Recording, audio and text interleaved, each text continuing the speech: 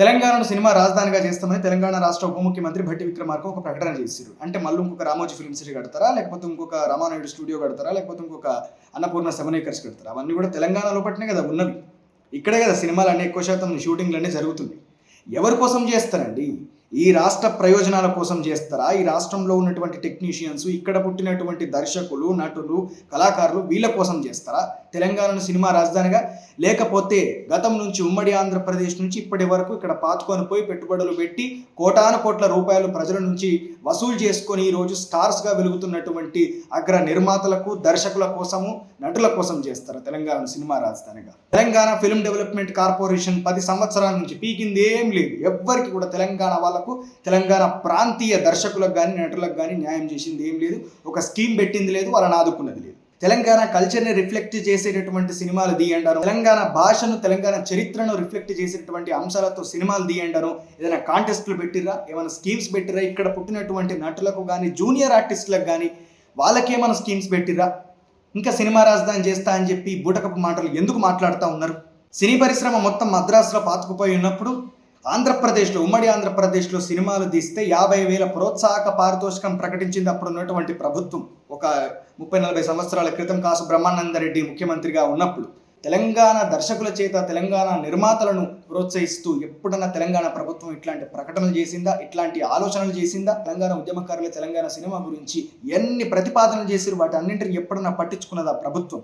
ఈరోజు గద్దర్ పేరు మీద అవార్డులు పెట్టి మీరు మళ్ళీ ఆంధ్రప్రదేశ్లో ఉన్నటువంటి నటులకు, ఆంధ్ర నిర్మాతలకు, దర్శకులకు మాత్రం మీరు అవార్డులు ఇస్తూ ఉంటారు. మరి ఇక్కడ సంగతి ఏంటిది? ఒకసారి రారి నాతోటి పోదాం. ఎస్ఆర్ నగరు, అదేవిధంగా అమీర్పేట మెట్రో స్టేషన్ల కిందట ఎంత కొన్ని వందల వేల మంది జూనియర్ ఆర్టిస్టులు మెట్రో పిల్లర్స్ కిందట పండుకొని తిండికి లేక ఆ ఇచ్చే 200-300 తీసుకొని షూటింగ్లకు పోతే ఎన్ని అవస్థలు పడుతున్నారు. వాళ్ళ గురించి ఎప్పుడన్నా పట్టించుకున్న పాపన పోయిరా? పొద్దుగాల 5 గంటలకు పోదాం పారి, ఎంతమంది ఉంటారు అమీర్పేటలో కావచ్చు, కృష్ణానగర్లో కావచ్చు, అటు పోతే ఎస్ఆర్ నగర్ మెట్రో స్టేషన్ కింద ఎంతమంది వెయిట్ చేస్తూ ఉంటారు పొద్దుగాల 5 గంటల నుంచి 6-7 గంటల వరకు. సినిమాకు సంబంధించి కార్పొరేషన్ వట్టిగానే, సినిమాకు ప్రత్యేకమైనటువంటి మంత్రిత్వ శాఖ ఏర్పాటు చేస్తారు, అది వట్టిగానే.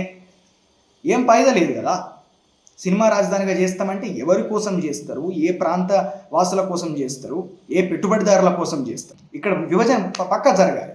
ఎందుకంటే ఇది ఒక పెద్ద వ్యాపార సంస్థగా మారిపోయింది ఇప్పుడు సినీ పరిశ్రమ. ఈ వ్యాపారంలో తెలంగాణ ప్రాంతీయులు, తెలంగాణ స్థానిక కళాకారులు, తెలంగాణ స్థానిక నిర్మాతలు, దర్శకులు, నటులు ప్రతి ఒక్కరు కూడా సమాన భాగస్వామ్యం కావాలంటే ఖచ్చితంగా తెలంగాణ సినిమా అనేది ఖచ్చితంగా డివైడ్ కావాలి. ఆంధ్రప్రదేశ్ పెట్టుబడిదారుల దగ్గర నుంచి తెలంగాణ పూర్తిగా డివైడ్ కావాలి సినిమా పరిశ్రమలో.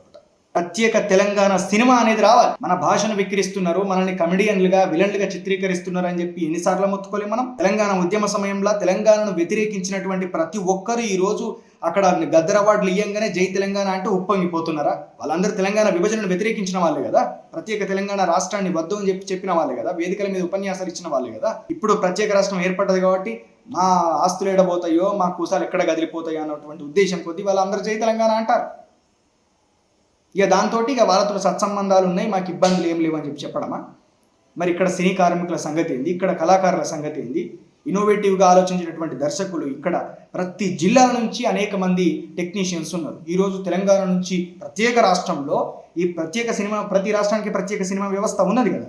మరి తెలంగాణకి ఎందుకు ప్రత్యేక సినిమా వ్యవస్థ లేదు? తెలంగాణ ప్రాంతం నుంచి వచ్చినటువంటి నిర్మాతల పేరు, దర్శకుల పేరు, నటుల పేరు చెప్పమంటే తరుణ్ భాస్కర్, సందీప్ రెడ్డి వాంగనో, లేకపోతే సురేందర్ రెడ్డో, ఓదర నుంచి వచ్చినటువంటి ఇంకొక వ్యక్తో, విజయ్ దేవరకొండనో, వీళ్ళ పేర్లే చెప్తాం మనం. జస్ట్ వేల మీద లెక్క పెట్టగలిగేంత నెంబర్ మాత్రమే.